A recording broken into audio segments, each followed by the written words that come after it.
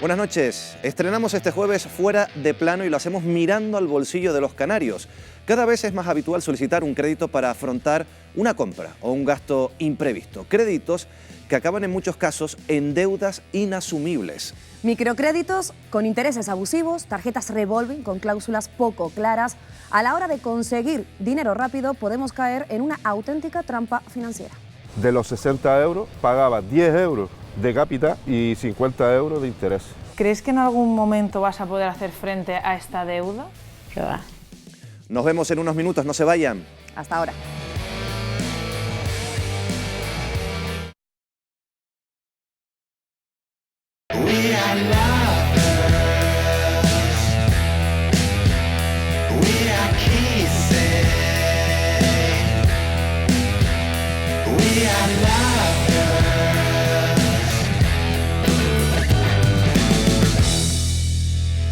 Buenas noches y bienvenidos. Esto es Fuera de Plano, un programa que arrancamos hoy y en el que profundizaremos en temas de actualidad que nos afectan a todos, pero desde diferentes puntos de vista.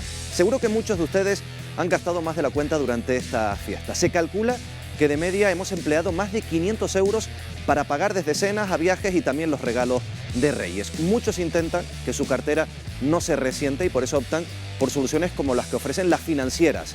El camino del crédito puede parecer la mejor vía para solventar estos gastos extraordinarios, pero ¿son la solución perfecta? Conocemos los riesgos de vivir de prestado. No se pierdan el reportaje que les hemos preparado y quédense con nosotros porque vamos a debatir después sobre el tema y les ofreceremos nuevos testimonios desde este plató.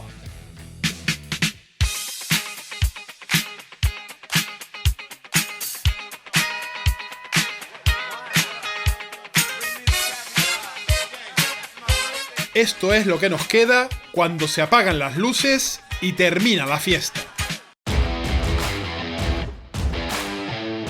Las familias cada vez se endeudan más para hacer sus compras de Navidad. ¿Vivimos por encima de nuestras posibilidades? Mira, aproximadamente yo creo que este año me habré gastado más de 3.000 euros en regalos. Tiro mucho la tarjeta de crédito, no la miro durante todas las Navidades, intento no mirar todo lo que me gasto y luego, pues bueno, luego me llegan los sustos.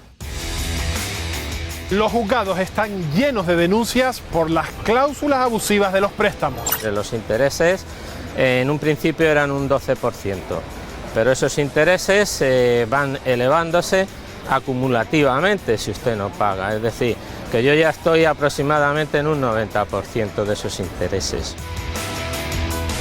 Ante la necesidad de tener dinero para pagar las deudas, hay quien acude a prestamistas particulares, cuyas condiciones rozan la usura. Entre más se alarga la deuda, mayor beneficio para mí, más intereses. Pues yo ya envío a alguien para que esté allí pendiente día y noche, a cada momento, hostigando para el pago de los intereses. Día y noche nos bombardean con anuncios que nos prometen dinero rápido y fácil. ¿Pero somos conscientes de lo que firmamos? De 6.000, yo haya pagado 25.000 euros, y encima me reclaman a yo dejar de pagar porque ya no podía más. 39.000 euros. Yo entré en una depresión pero que vamos, yo me quería hasta quitar la vida. Hoy analizamos las consecuencias de vivir de prestado.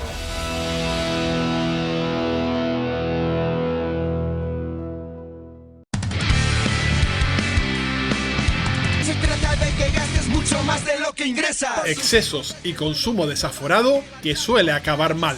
Comprar cosas que no valen pana. Comprar para olvidarlas en el desván. Comprar es un placer excepcional. Comprar como me gusta despilfarrar. Hola, José. Hola. Creo que esto no es ni una cuarta parte de los regalos que has comprado en esta fecha. No, yo creo que he comprado muchísimo más en estas fechas. Yo creo que son unas fechas para regalar y bueno, es unas fechas en las que gasto muchísimo dinero. ¿Cuánto estamos hablando? Uy, pues mira, aproximadamente yo creo que este año me habré gastado más de 3.000 euros en regalos. ¿Cuánto cobras mensualmente aproximadamente? Pues mira, tengo un trabajo sencillito y suelo cobrar los 1.500 más o menos. En Navidades me gasto mucho más de lo que cobro, sí. ¿Cómo afrontas esos gastos? Bueno, tiro mucho la tarjeta de crédito, no la miro durante todas las Navidades, intento no mirar todo lo que me gasto y luego, pues bueno, luego me llegan los sustos. ¿Hasta cuándo estás pagando todos estos regalos? Casi más o menos a finales de año ya es cuando acabo el crédito y me vuelvo, ¿Y vuelves otra vez a me vuelvo empezar? otra vez a meter en otro crédito, sí. Nos sentamos ¿Sí? porque Venga. estos regalos ya pesan Venga, bastante. Perfecto, vamos a sentarnos. ¿Has tenido meses muy complicados para hacerle frente a las compras de Navidad? Sí, hubo meses en los que la nómina no fue lo que yo me esperaba, vino un poquito menos y tuve que pedir dinero a mis padres para afrontar gastos, los gastos mensuales, ¿no? De la luz, el agua, porque si no me veía que me cortaban la luz y el agua porque no podía pagarlo todo. ¿Cuánto ha sido lo máximo que te has podido gastar en regalos? Yo creo que el año que más me gasté fueron casi los 5.000 euros. Pero hasta el punto de llegar a endeudarte con microcréditos, tarjetas de crédito, pedirle dinero a tus padres. La verdad que es que no piensas en el futuro, ¿no? En la posibilidad de endeudarte tanto. Lo único que piensas es en que toda la familia esté contenta, regalar y bueno, luego ya los problemas vienen cuando ya pasan las fiestas navideñas y entras en la cuenta bancaria, ves todo lo que te has gastado y dices, madre mía, ¿qué he hecho? ¿Cómo pasas el mes de enero cuando ya pasan los Reyes Magos? Para mí la cuesta de enero es bastante cuesta arriba. Bueno, pues la felicidad de la familia, ver a los sobrinos y a los pequeños y a los mayores también, a mi madre, a mis padres, pareja, pues contentos, pues la verdad que compensa. El regalar, el postureo inclusive, que hay gente que de repente no puede y solo por quedar bien o no manifestar que está en una situación más complicada, es capaz de endeudarse con tal de que ante su entorno digan somos los de siempre, los que podemos regalar tanto, regalo más que el otro. Me voy a gastar mi sueldo en comprar los regalos de la Navidad. El gasto medio en estas pasadas Navidades en España ascendió a 554 euros por hogar, según un estudio de la consultora Deloitte. Los regalos se llevaron la mayor parte del presupuesto con 238 euros. Rocío, ¿tendemos a vivir por encima de nuestras posibilidades? No queremos hacer eso, pero es verdad que muchas veces nos vemos que no llegamos a fin de mes, que vamos justos este mes, así que aunque no queramos, probablemente estemos fomentando cada vez más eso, a través de créditos, a través de pagos aplazados, de préstamos personales. Nos es fácil adquirir una cantidad voluminosa a corto plazo y luego pues vernos ahogados a la hora de ir cumpliendo esos plazos. Como máximo deberíamos endeudarnos el 40% de nuestros ingresos, porque el resto del 60% de nuestros ingresos aproximadamente tienen que ir a cubrir el resto de gastos de nuestra vida cotidiana. Unos ingresos medios por hogar son aproximadamente unos 1.800 euros netos. Si ahí descontamos aproximadamente el 40% de máximo que nos podremos endeudar, aproximadamente unos 720 euros, tenemos el resto para pagar los gastos que genera nuestra vivienda, agua, luz, gas, la educación, la alimentación, que se nos puede ir aproximadamente unos 300-350 euros mensuales en el hogar, el transporte y otro tipo de gastos que pueden ser varios, pues restaurantes, hoteles, ocio. Aunque las compras físicas siguen siendo la opción preferida por los consumidores, la red va cogiendo fuerza. Esta Navidad, de cada 100 euros, 28 se han gastado en Internet. ¿Tú eres de los que prefiere usar Internet para comprar antes que desplazarte a una tienda física? Sí, es mucho más cómodo hacer una compra online porque a lo mejor si vas a una tienda igual no encuentras el modelo que buscas o no encuentras a lo mejor una talla y a lo mejor online tienes esa ventaja. Realmente en un periodo como las Navidades es mucho más cómodo incluso comprar online porque te evitas las colas, te evitas las aglomeraciones de gente. Si sabes lo que quieres vas a tiro hecho. Porque tú ¿hace cuánto que no pasas por una tienda? Al menos un año así. Lo primero siempre es a lo mejor echar un vistazo online y a lo mejor ya aprovecho y hago la compra. ¿Esto no hace que a lo mejor a veces no perdamos la noción a la hora de gastar a través de Internet y gastes más de lo que pensabas en un principio? Yo, por ejemplo, compro si tengo la necesidad o si simplemente veo que hay algo que me gusta y quiero ver a cuánto está. No soy alguien que gasta por encima de sus posibilidades o que compra sin parar. Nosotros llevamos haciendo comercio electrónico aproximadamente 7 años, un poquito más, y hemos experimentado este auge aproximadamente durante los últimos 4 años con un crecimiento de hasta el 200% año tras año. La mayor decisión para comprar online con respecto a comprar en tienda física está en la capacidad de comparación. Buscar un producto en Google y saber cuántas empresas lo venden, a qué precio los venden, cuántos son los tiempos de entrega que te va a tardar en llegar a tu casa el producto, te da una facilidad enorme para poder comprar lo que quieras y encontrar incluso la mejor oferta, más que a lo mejor dentro de un centro comercial o en una calle comercial.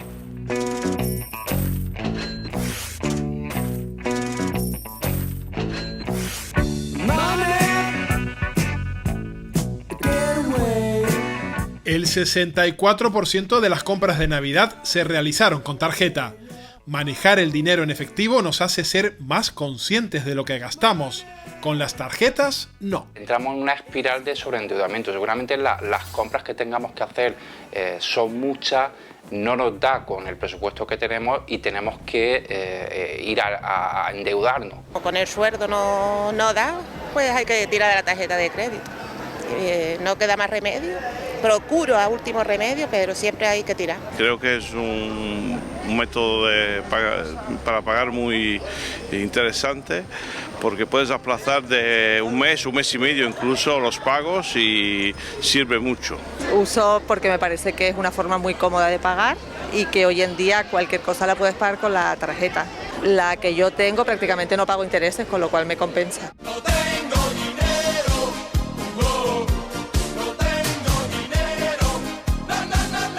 Y si no hay dinero, no resulta difícil obtenerlo. No es fácil resistirse al reclamo de los bancos cuando nos pone el dinero en bandeja. Los préstamos preconcebidos son un sistema de financiación y en la que la entidad financiera nos ofrece, sin nosotros haberlo solicitado, pues un préstamo a un tipo de interés concreto y en unas condiciones específicas que hay que tener muy en cuenta, claro. El riesgo que conlleva es que nosotros, si pudiéramos necesitar un plus de dinero en ese momento, pues no estaríamos muy atentos a las condiciones que nos oferta la entidad financiera y no tendríamos la posibilidad de comparar con otros productos que puedan ofrecernos otras entidades financieras. Además de los préstamos preconcedidos, facilitados por nuestras entidades bancarias, tenemos la oportunidad de pedir un crédito fácil a una de las tantas empresas que nos bombardean con su publicidad. Lo que apelan es a la inmediatez, facilitan, te lo doy ya, es súper rápido, en 15 minutos, o sea, una serie de mensajes que te dicen, bueno, esto es fácil, esto es rápido y me soluciona mi problema al corto plazo en nada, en un momentito de nada. Los mensajes súper cortos, los colores que te utilizan, y además hay músicas que según la melodía y con qué cadencia la repites, sin querer se te mete en el cerebro. Eso está absolutamente estudiado.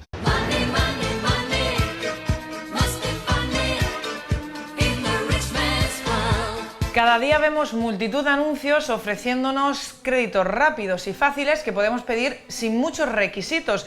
Estamos mirando en internet algunas de estas compañías para comprobar si es tan sencillo como aseguran. Vamos a elegir una de ellas, por ejemplo, esta que tengo aquí abierta. Me dicen préstamos sin nómina en menos de 24 horas. Vamos a llamar para comprobarlo. Sí, hola, buenas tardes. Llamaba porque quería pedir un préstamo. ¿Es la primera vez que lo va a solicitar? Sí, es la primera vez que lo voy a solicitar. El primero que otorgamos es de 300 euros y después de que vaya teniendo un historial con nosotros, de que paga bien y correctamente los préstamos, va subiendo al de 500, después al de 700 y después 1000 y por último al de 1300. Vale, estoy en el paro. ¿Puedo pedir el préstamo sin necesidad de nómina? Sí, sin problema. ¿Cuáles son las condiciones del préstamo? El primero, como es a 30 días sin interés 300 euros, no va a pagar nada. ¿Y cuántos son los intereses? Solo es devolverlo al plazo indicado. ¿Pero no me puedes decir el tipo de interés concreto? No sabría. Vale, gracias.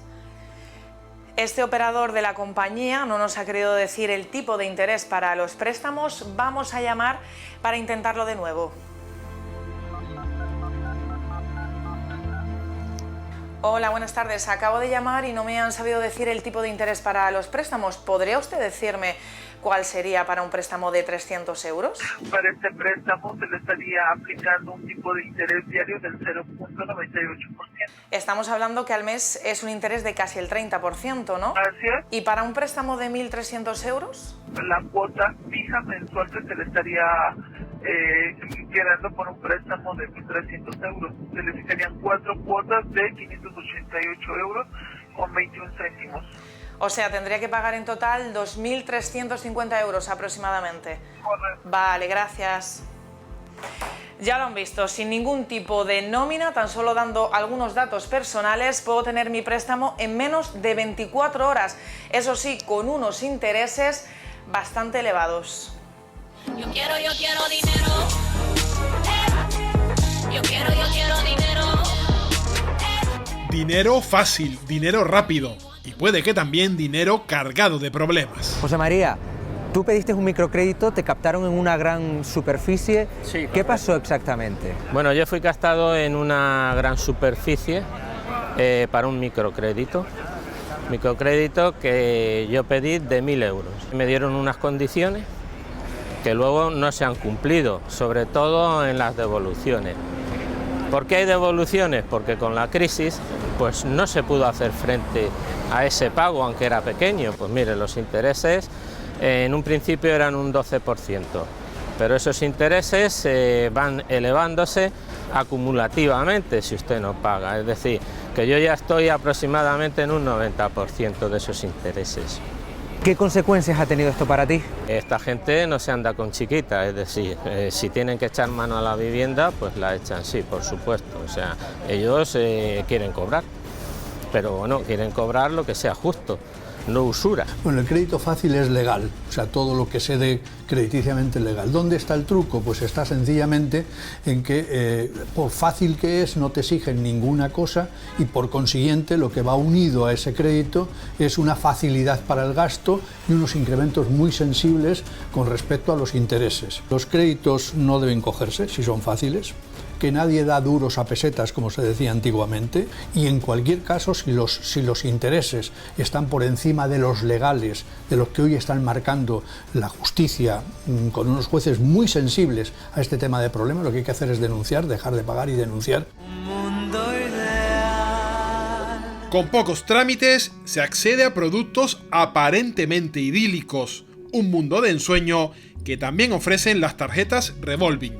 ¿Qué son? Las tarjetas revolving realmente están tremendamente extendidas y las da todo el mundo, desde la banca tradicional, nuestro banco de toda la vida, hasta empresas que están especializadas tanto en tarjetas de crédito revolving como en microcréditos y préstamos al consumo. Muchas son las personas que aprovechan estas fiestas para poder financiar sus compras. Para ello, quieren acceder a una tarjeta revolving. Pero exactamente, ¿cuáles son las condiciones y los requisitos que nos piden? Vamos a preguntar. ¿Hay que pagar algún mantenimiento? ¿Cuáles son los intereses? Sí, eso sin intereses. Ahora mismo tendría que condiciones. La tarjeta, el tope son de 3.000 euros con tarjeta, ¿vale? Más de 3.000 euros pasaría a ser póliza, que es un documento, un folio, no tiene nada que ver con la tarjeta. Y serían sin intereses. Sin intereses, comisión de apertura de un 2%. Con el DNI en vigor, la última nómina y un certificado bancario podemos acceder a estas tarjetas revolving y pagar cómodamente a plazos, hasta 30 meses sin intereses. Hasta aquí todo normal, pero ¿y a partir de este plazo qué intereses pagamos? También debemos de abonar esta comisión de apertura. ¿Cuál es la letra pequeña? Le preguntamos a un experto. Sin intereses, comisión de apertura de un 2%. Parece una opción de compra bastante atractiva, pero ¿cuál es la letra pequeña? ¿La hay? Hay letra pequeña. Si te fijas, te vende 3 productos. Te vende una primera compra sin intereses, en la que insiste mucho, y luego te da otras 2 opciones más, que es sacar una tarjeta para que la sigas usando o una póliza para que también la uses. ¿Qué tipo de interés tiene esa tarjeta o qué tipo de interés tiene esa póliza? Eso es lo que no te dice. Y lo importante en este caso es que te diga el TAE. Vale, yo hago una primera compra de 500, ponemos un ejemplo, y sigo utilizando la tarjeta y acumulo una deuda de 2.500. ¿Cuánto voy a pagar por esos 2.500? ¿Me los vas a dar gratis? ¿A que no? Pues te tienen que decir cuánto es el tipo de interés para que tú sepas cuánto te va a costar. Y eso es lo que en ningún momento te menciona. ¿Qué pasaría si no pagara una de estas cuotas? ¿También hay letra pequeña? Obviamente, las entidades se cuidan muy mucho de poner unos intereses bastante altos, no solo remuneratorios, que sería el TAE, sino moratorios, que también son muy altos. Y hay una cuestión importante en el revolving, y es que el revolving se puede convertir en una deuda indefinida. Es decir, si tú sacas una póliza de 10.000 euros y pones un pago mensual de 30, puede darse el caso en el que nunca termines de pagarlo.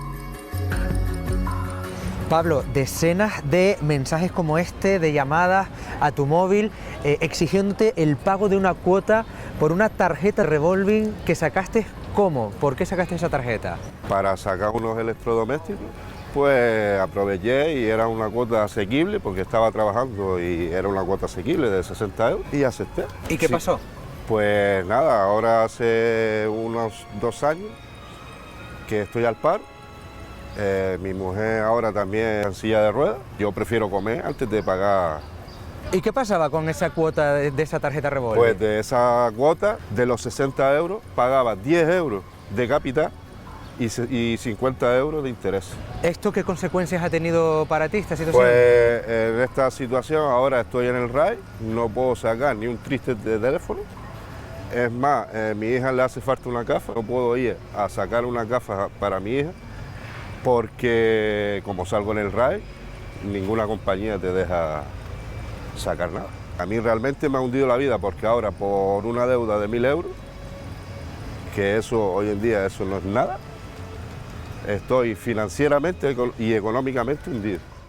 No me llames más, no me escribas más. Muchas personas acaban como María, acosadas, agobiadas por su deudor. María, ¿recibiste una llamada como esta? Sí. ¿De un banco? De un banco. ¿Qué te decían? Que me ofrecían un crédito y para irlo pagando todos los meses, cómodamente. Y entonces le dije que sí, me interesaba. ¿Te informaron de las condiciones? No, eso sí que no me informaron. De ese préstamo solo usaste 6.000 euros. Sí, como mucho, sí. ¿Y cuánto terminaste pagando? Unos 25.000 euros. Todo lo demás en concepto de intereses. De intereses, todo. Llegó un momento en que no podías pagar, no podías seguir pagando todos esos intereses. No podía seguir pagando porque cada vez me subían más. ¿Y qué ocurrió? ¿Qué empezó a hacer ese banco? Después empezó a llamarme con una amenaza. Después, como ya después no lo cogía porque me estaban amenazando, empezó a llamar a mi familia, a mis hijos, a mi marido, a los vecinos también. Yo entré en una depresión pero que vamos, yo me quería hasta quitar la vida. Yo estaba, pero que estaba asociada a una persona que no podía. De lo que empezó siendo un préstamo de 6.000 euros que tú habías devuelto, se elevó a 25.000. ¿Tú eras consciente de que estabas pagando intereses o pensabas que estabas devolviendo parte del préstamo? No, yo pensaba que yo estaba devolviendo parte del préstamo. Pagaba mensual 315, 360, 370, hasta 380 y yo decía, ¿esto qué es? Pero si es que yo no podía tirar más porque no me ponían más nada disponible. Y cuando ya habías pagado 25.000, cuando solo habías usado 6.000, suben a 39.000 euros. 39.000 euros. Que cojas 6.000, de 6.000 yo haya pagado 25.000 euros, y encima me reclaman a yo dejar de pagar porque ya no podía más. 39.000 euros. Eso es exagerado. ¿A qué cosas has tenido que renunciar en tu vida teniendo que pagar todo ese dinero a esta gente? Yo, la comida mismo. En la comida, mi niña. Para no dejar de pagar en la comida. Mis hijos me decían, mamá, o dejas de pagar o eso, no podemos seguir así. En la asociación hemos ganado algún caso concreto donde ha habido una condena concreta a una entidad con una sanción pequeña pero importante porque se demostró que se había estado llamando más de 25 veces en 2 o 3 días a una familia, a ella, a los vecinos, a los amigos y logramos identificar los teléfonos. Págame lo que me debes, oye mi canto, no soy tu banco. Además de al acoso de los prestamistas, el deudor se enfrenta a otro problema: entrar en la lista de morosos.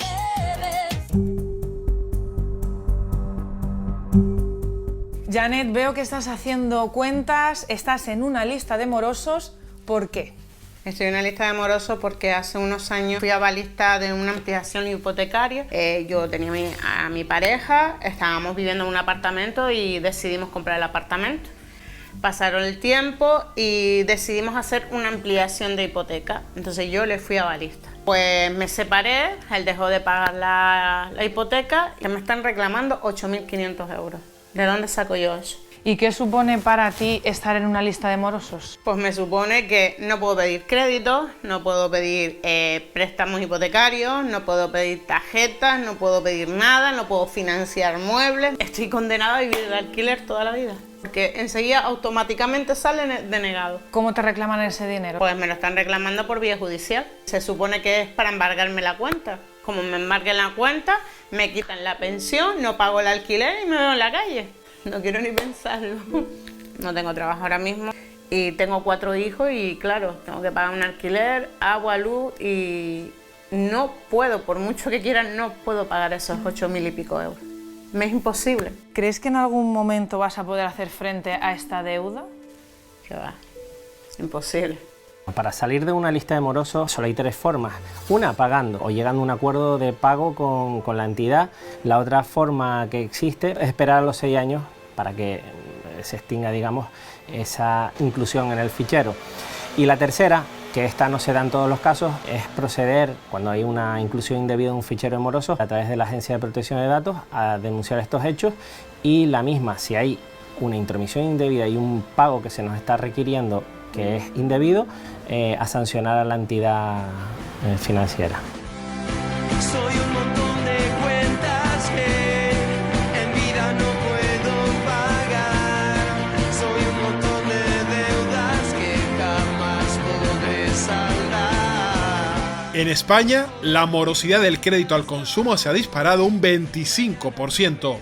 Para reducir esa cifra se ha puesto en marcha el fichero positivo de solvencia. Permite que las entidades conozcan el nivel de endeudamiento de sus clientes, los consumidores. En ella están todos los clientes de las entidades que se comunican entre sí. Los consumidores tienen la posibilidad de acceder a unas mejores condiciones de préstamos. Las entidades van a tener la posibilidad de reducir la morosidad de sus clientes.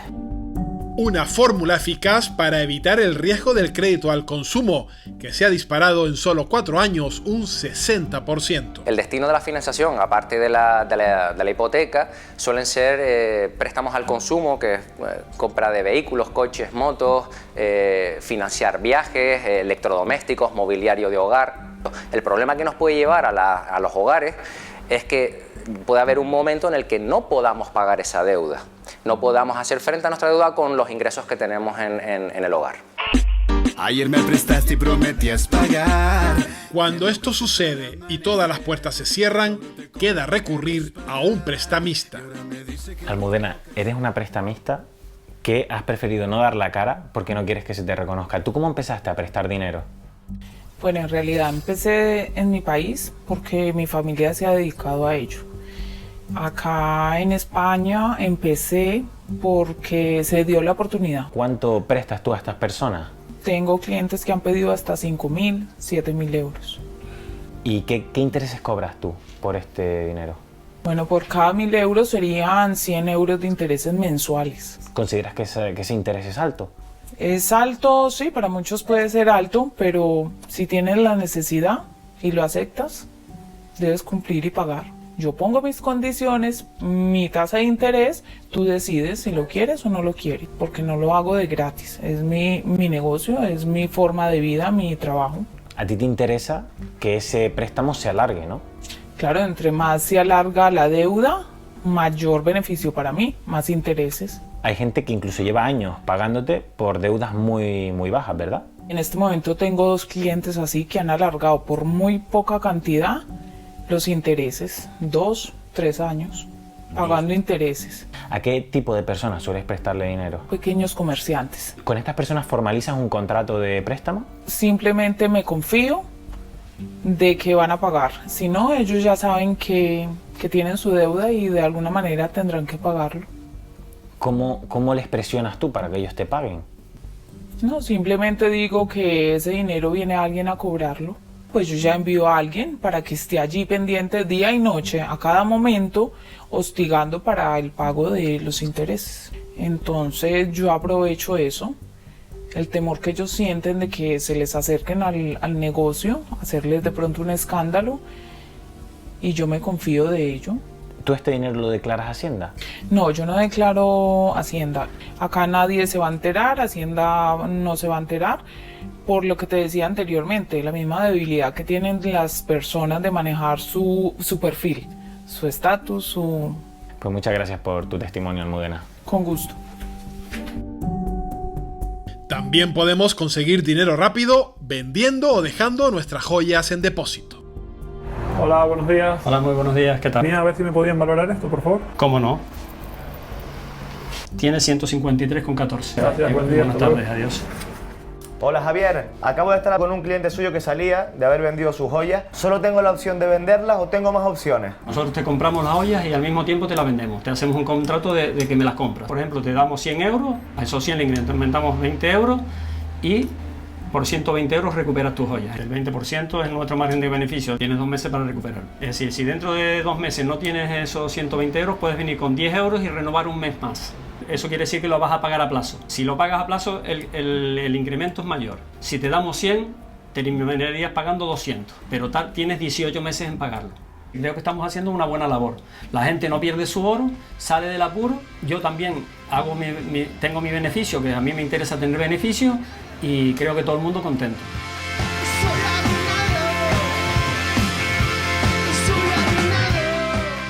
Endeudarse sin las debidas precauciones llevó a Antonio a perderlo todo. Durante 10 años diriges un negocio, tu propio negocio. ¿Cuándo se empiezan a torcer las cosas? 2008, cuando vi que no alcanzaba a hacer frente a los créditos que había pedido con tarjeta, combinaba un crédito con otro y vamos, yo creía que estaba bien hecho, pero me estaba metiendo más todavía en el pozo. Y a partir de ahí empezaron a acumularse las deudas, los créditos, las tarjetas, las cuotas. ¿Cuántos créditos llegaste a pedir? Yo llegué a pedir unos 6 o 7 créditos tranquilamente, tanto de entidades como de tarjetas, hasta que lo vi ya insoportable y ya me tuve que no plantarme, sino ya decir, basta porque yo no puedo pedir más crédito. Pues ya empezaba a entrar en la dinámica del no pago. Me había obligado a cerrar mi negocio sobre el 2010. Se me echa encima todos los intereses por impago, unos intereses abusivos. Si un mes debes 5, al mes siguiente debes 10 o 15. Y al mes siguiente otro tanto, al final se hace insoportable. En un principio no hubo límites, te daban de una forma muy fácil, muy ágil los créditos. Incluso te puedo decir que por llamar por teléfono. ¿Tú, hoy en día, puedes decir que estás arruinado? Ahora mismo soy una persona insolvente, ¿entiendes? Ahora mismo dependo de asuntos sociales, pero sigo luchando. ¿Cómo se vive con una deuda? Pues la deuda está ahí siempre, y ese es el problema. Y el problema es que duermes con el problema, ¿entiendes? Y estás con el problema ahí constante.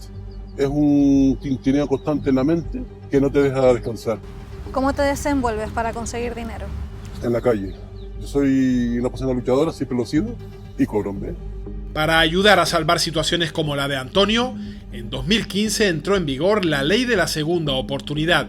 En 2018 más de 5.000 personas se acogieron a ella. Miguel, has decidido acogerte a la Ley de Segunda Oportunidad porque no puedes hacer frente a tus deudas. ¿Qué es lo que te pasó? Pues lo que me pasó fue que vivía con mi pareja y claro, estábamos viviendo en la misma casa y estábamos pagando unos créditos bastante altos. Al separarnos, pues me he visto pagando un alquiler, manutención, y no puedo afrontar esas deudas que debo en el banco y los créditos que tengo ahora mismo. ¿Cuánto te pide el banco que pagues al mes? Casi unos 800 euros. ¿Y tú cuánto cobras? 1.100. ¿Y cuánto dinero debes al banco? Casi 41.000 euros. No puedo pagarlo. No puedo pagarlo porque tengo que dar la manutención a mis hijos, tengo que vivir en un piso de alquiler y no me da con mi sueldo. Tengo que comer, ¿sabes? ¿Crees que de alguna forma también los bancos son responsables de haberte permitido esa cantidad de deuda? Sí, claro. Porque sabiendo a lo mejor el sueldo que yo tengo y teniendo un crédito de un coche, me dan otro crédito, me dan una tarjeta y todo lo que pedía me daban y ahora me he visto que no puedo afrontar esos pagos. Si a mí me dan otras opciones que yo pague menos dinero, pues que yo pueda afrontar esos pagos, pues yo lo pagaría. Como si son 100 euros o 50, lo que sea. Yo no me niego a pagar, pero no puedo pagar tanta cantidad como estoy pagando hasta ahora. Que esto es una segunda oportunidad y y el que recomiendo que el que pueda que lo haga. Es un procedimiento que se aprobó en el 2015 y que permite que las personas particulares o autónomos, personas físicas que están sobreendeudados puedan librarse, puedan ponerse a cero, por así decirlo, en sus finanzas personales, porque se les condona, se les exonera de esas deudas. Muchísimos, miles de particulares en este país están inmersos en procedimientos ya judiciales de reclamación de deuda, en impagados muy grandes que realmente no pueden hacer frente a ellos, es decir, tienen un salario, tienen unos ingresos que son lo que son y deben muchísimo dinero. Lo que permite la ley es hacer un análisis, estudiar la posibilidad de esa persona de realmente hacer frente a todas esas deudas, y si considera que no va a ser posible, exonera al pasivo insatisfecho, le pone el contador a cero a la persona. Por respirar, por confiar de nuevo y volver a creer. Otra solución es reunificar las deudas en una sola cuota. ¿En qué consiste? Lo que hacemos es reunificar todos sus créditos que tenían, ya pueden ser 6 o 7 cuotas, y estaba pagando 700, 900, 1000 euros al mes, reunificarlos en un único crédito, a un buen tipo de interés, nunca por encima del 10, y todo ello en una única cuota, de 285, de 315, su nivel de endeudamiento ha bajado pues, en más de un 50%, y ahí el cliente puede reflotar. Hola Wendy. Hola, ¿qué tal? ¿Qué tal? Muchísimas gracias. ¿Te parece si nos sentamos y conocemos tu caso? Sí. Porque tú tuviste que recurrir a la reunificación de la deuda. ¿Por qué? ¿Qué fue lo que ocurrió? Pues llegó un momento en que la situación en el hogar era insostenible. Éramos 3 nóminas, pero no llegábamos a final de mes. Entonces, bueno, pues decidimos hacer una reunificación con las 3 nóminas y 44 recibos que teníamos que pagar a final de mes. Y a día de hoy, pues bueno, eso se ha transformado en una situación de solvencia económica en el hogar. Se paga un único préstamo y donde podemos aprender a vivir por primera vez. ¿Cuánto pagabas tú antes y después de reunificar tu deuda? Pues antes, entre los 3, llegábamos a pagar casi 3.800 euros en recibos a final de mes. Nos costaba mucho pues, lo que es ir al supermercado, tomar un café o incluso poner gasolina para ir a trabajar. ¿En qué recuperas vida? En que acabas pagando solamente 400 euros en un préstamo. Entonces, para nosotros ha sido recuperar una calidad de vida que antes no teníamos. Es casi un 80% de la bajada de la deuda. El tipo de interés baja muchísimo. No pago más de un 6%, en mi caso. Y vamos, ahora mismo para nosotros es un incremento económico más que volver a tener que pagar intereses.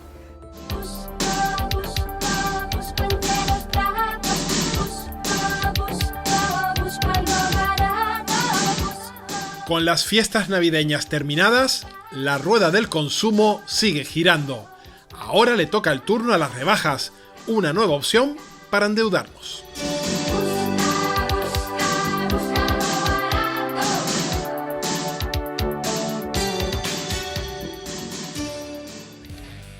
Bueno, ya lo han visto, hay que andarse con mucho ojo a la hora de contratar estos productos financieros porque, como se suele decir, no todo lo que reluce es oro y las bondades que nos anuncian a veces no se cumplen. Vamos a hablar de este asunto, vamos a saludar a los invitados, a los colaboradores que tenemos esta noche en Fuera de Plano. Paco Pomares, muy buenas noches. Muy buenas noches. También está con nosotros Marta Cantero, muy buenas noches. Hola, buenas noches. Se incorpora Ágora Rosales, que es abogada de Asufin, de la Asociación de Usuarios Financieros. Ágora, muy buenas noches. Buenas noches. También está con nosotros el secretario general de la Organización de Consumidores de Tenerife, Raúl Alonso, buenas noches. Buenas noches. También el periodista Juan Luján, buenas noches. Hola, buenas noches a todos. Y cerramos con el economista Jesús del Amo, muy buenas noches. Muy buenas noches. Bueno, lo primero voy a empezar tanto por Ágora como por Raúl. Ágora, hemos visto productos financieros de todo tipo. ¿No hay una legislación estricta que ponga coto a lo que hemos visto en el reportaje? Bueno, el Ministerio de Economía está redactando una orden que pretenden en principio ya aprobar, que precisamente lo que pretende es aumentar el nivel de exigencia y de transparencia a la hora de conceder estos créditos revolving. ¿Cuál es una de las mayores deficiencias que tiene por lo menos el proyecto de la orden desde nuestro punto de vista? De hecho, Asufin ha hecho unas alegaciones en relación justamente a ese proyecto y es que no existe ninguna penalización para aquellas entidades financieras que concedan créditos sin analizar, entre otras cosas, la solvencia de los prestatarios, ¿vale? Con lo cual, sí que de momento hay un proyecto, hay esa orden que está prevista que se vaya a aprobar, pero no existe ese nivel de control, con lo cual... Al margen de este proyecto, Raúl, si nosotros ya hemos firmado un crédito de este tipo o una tarjeta revolving, ¿hemos perdido todos nuestros derechos aunque después nos encontremos con cláusulas abusivas? En principio no, una cláusula abusiva siempre es recurrible. Lo que pasa es que tendremos que acudir casi necesariamente a los tribunales ordinarios de justicia.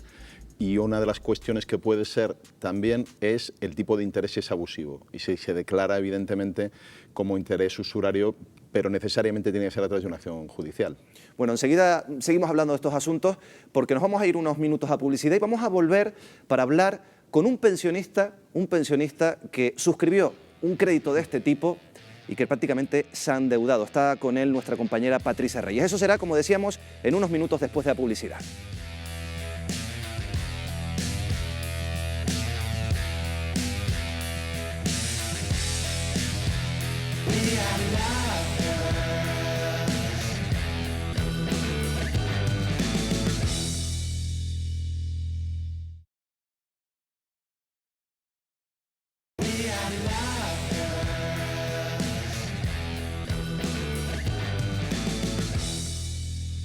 Retomamos el tema de inicio en este Fuera de Plano. Ya saben, hemos pasado unas fechas, los Reyes, tenemos ahora las rebajas por delante y muchos tiran de esos microcréditos, de esas tarjetas revolving para hacer frente a esos gastos. En muchos casos, ya lo saben, lo hemos visto en el reportaje, las cláusulas son muy abusivas. Seguro que recuerdan el testimonio de María. Pidió un crédito de alrededor de 6.000 euros y ha acabado pagando, fíjense, 25.000 euros. Vean.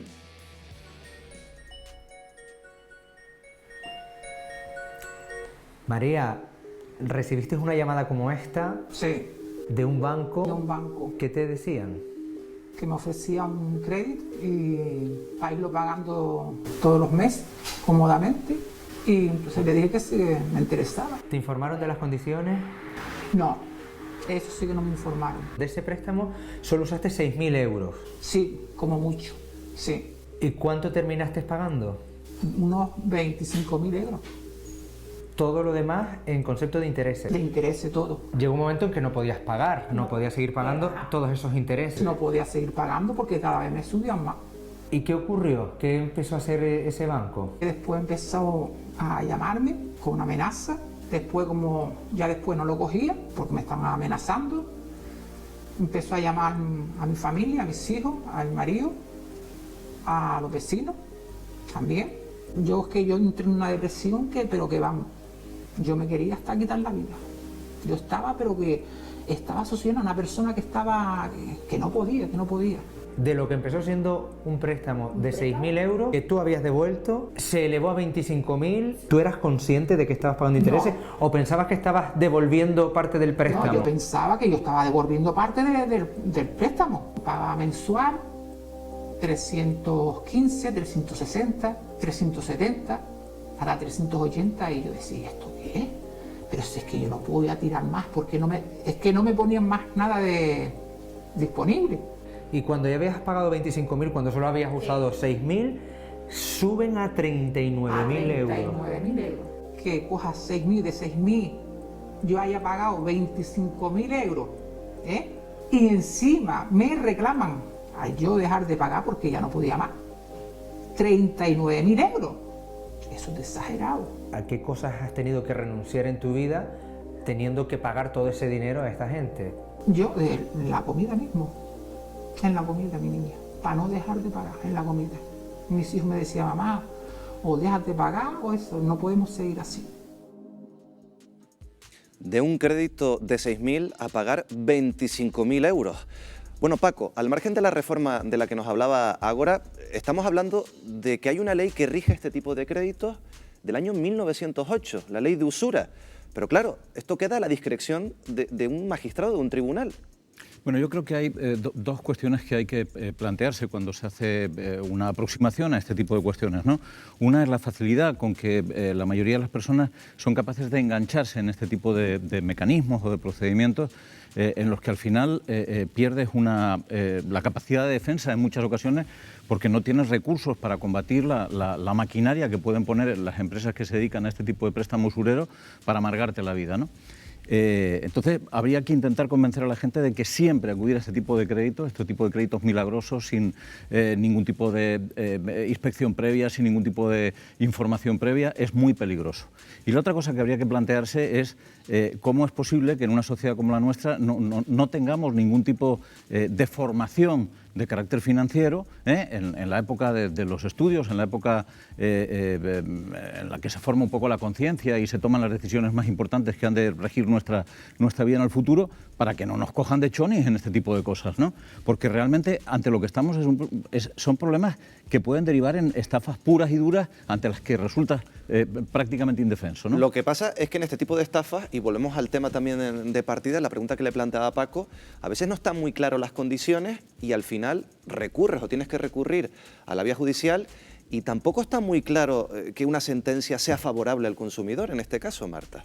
Primero, yo creo que primero no que no solo no esté muy claro, sino si alguna lección nos dejó la crisis financiera y económica que hemos vivido, es que hay entidades bancarias que preparan específicamente, diseñan y preparan y venden y presionan a sus trabajadores para que los vendan productos abusivos y nocivos para el consumidor, ¿no? Esa por una parte, sin que haya además ningún mecanismo de control que efectivamente les diga, oye, ustedes no pueden estar vendiendo estos productos. Eso por un lado. Y segundo, respecto a la cultura financiera, también se han abusado y se han aprovechado de eso. También el tema de las cláusulas con esa letra que se ponía, ¿no?, tan mínima que ninguno nos paramos a leer, y la facilidad con que te hacen llegar todos esos sueldos, esas ofertas, ¿no? Sí.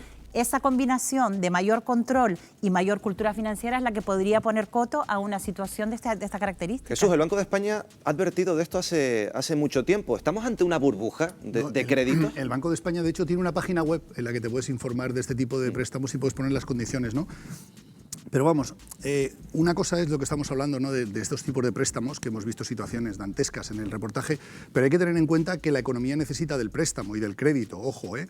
Entonces no es lo mismo el crédito a nivel general, que tiene que estar más o menos regulado, y de hecho, como estábamos apuntando por aquí, la crisis financiera viene de un exceso de crédito, que se crea dinero de la nada. Claro, que estamos hablando de microcréditos, en muchos casos. Estamos hablando de un derivado que al final tendríamos que casi hacer un enfoque, yo creo que psicológico, ¿no? Porque es verdad que es un caramelo que te tiran, estamos hablando del consumismo, de esta época Navidad, hemos visto en el reportaje como había alguna persona entrevistada el que decía, no, es que yo no miro lo que gasto, o sea, claro. Está claro que es un componente que va más allá de la economía, entramos ya casi en la psicología. Juan, más regulación, más cultura financiera, ¿qué hace falta? Yo creo que hace falta las dos cosas, más regulación desde luego. La famosa crisis financiera está demostrado que era por demasiado falta de control, y lo han dicho muchísimos expertos y las propias instituciones internacionales, y hace falta educación financiera, aunque me da miedo quién la dé, depende del profesor que tengas, ¿no? Porque si es un ultraliberal igual te lo cuenta de otra forma, ¿no? Depende. Desde luego, viendo buena parte de los testimonios que salen en este reportaje que se puso al principio del programa, uno piensa quién es el atracador, a quién hay que hablar, a quién hay que llamar atracador, si no es a los propios bancos. Claro, a los que están detrás. Uno se pregunta, viendo el testimonio de María, el que acabamos de ver, el que vimos en el reportaje, Raúl, es que si esto es más frecuente de lo que pensamos. Pedir un crédito de 5.000, 6.000 euros y darse cuenta en un momento dado que llevas pagando 25.000 euros.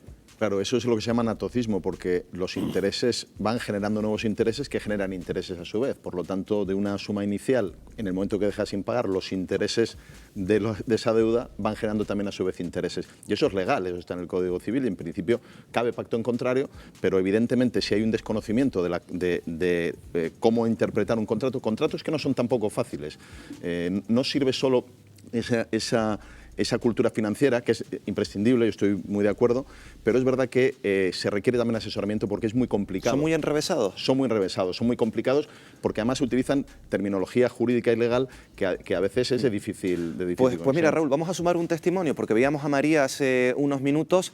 Tenemos a nuestra compañera Patricia Reyes con Manuel Marrero, es ese pensionista del que le hablaba antes de la publicidad, que se ha visto inmerso en este tipo de créditos con cláusulas abusivas. Patricia, muy buenas noches. Así es, buenas noches, Miguel Ángel. Estamos con Manuel Marrero. Él fue víctima de una de esas entidades financieras que conceden créditos de una manera inmediata, pero que a la larga acarrean problemas de endeudamiento. Buenas noches, Manuel. ¿Cómo fue su caso? Hola, Patricia, buenas noches. Pues mira, en cierto momento me vi un poco apretado económicamente, me llegó la publicidad de una de estas empresas y no lo dudé, me lancé de cabeza. ¿Cuántos créditos pediste, Manuel? Bueno, inicialmente pedí uno, pero luego la picardía de ellos, y claro, son profesionales del ramo, te van enviando concedidos en cierta fecha, que casi todos los que utilizamos este sistema terminamos por picar. Y el crédito se va engordando de 1.000 a 1.200, 1.500, 1.700 y así sucesivamente.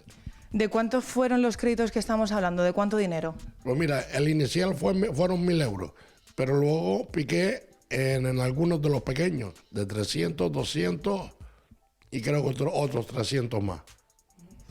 ¿A usted en ningún momento le hablaron nada de los intereses? ¿No le dieron ningún tipo de información? No, en absoluto. A mí me mandaban de vez en cuando algún extracto para que viera que lo que estaba pagando no era nada más que intereses. El capital estaba siempre quieto sin moverse. Pasaba un mes, otro mes, otro mes, otro mes y aquello no bajaba. ¿Y cuánto tiempo estuvo usted pagando y cuánto era la cuota que pagaba? Pues mira, estuve pagando desde que lo solicité en el año 2015 hasta diciembre de este pasado año que te lo liquidé. Y pagaba 100 euros mensuales inicialmente. Luego me enviaron una carta para decirme que, poniéndose en mi situación, que me ofrecían pagar 20 euros menos mensuales y yo piqué. ¿Y usted, Manuel, se siente que ha sido estafado? Pues sí, la verdad me siento estafado porque es una estafa con todas las de la ley legalmente, pero es una estafa pura y dura. ¿Usted, Manuel, ha podido liquidar esos créditos? Sí. Afortunadamente, uno de ellos sí. ¿Y el otro? Me queda el otro que lo tengo en proceso, pero todavía me queda un restillo por liquidar. Y eso porque he solicitado los servicios de una jurista que me ayude.